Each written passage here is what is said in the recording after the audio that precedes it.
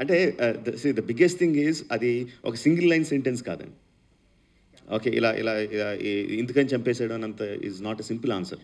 ఆ simple answer అయితే ఇన్ని రోజులు దాని మీద ఆ యూఫోరియా కూడా అలా మెయింటైన్ అవ్వదు. It's a complicated sequence that comes to that point.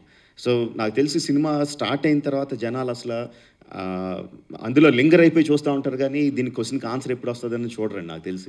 ఆ క్వశ్చన్కి అంతా థియేటర్కి ఆడియన్స్ని రప్పించడం వరకే నేను అనుకుంటున్నది.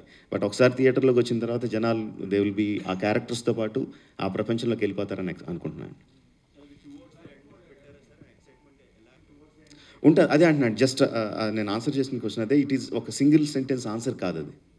సింగిల్ సెంటెన్స్ ఆన్సర్ కాదు అది. It's a buildup to that point. And ఆ పాయింట్ వచ్చిన తర్వాత ఆ నెక్స్ట్ స్టెప్ కోసం ఇంకా ఎక్కువ ఎదురు చూస్తూ ఉంటారండి. స్క్రీన్ ప్లేలో అలాగా రాయడం జరిగింది. Back and fourth is one thing, but as an emotional వైజ్గా చూసుకుంటే ఆ పాయింట్ వచ్చే వరకు జనాలు చాలా ఎక్సైటెడ్గా చాలా ఇది బిల్డప్ అవుతూ ఉంటుంది. ఆ పాయింట్ నుంచి ఇంకొక 2 స్టెప్పులు పైకి వెళ్తుందని అనే విధంగా స్క్రీన్ ప్లే రాయడం జరిగిందండి. సబ్స్క్రైబ్ చేయడం మాత్రం మర్చిపోకండి our YouTube channel plus TV. Thanks for watching.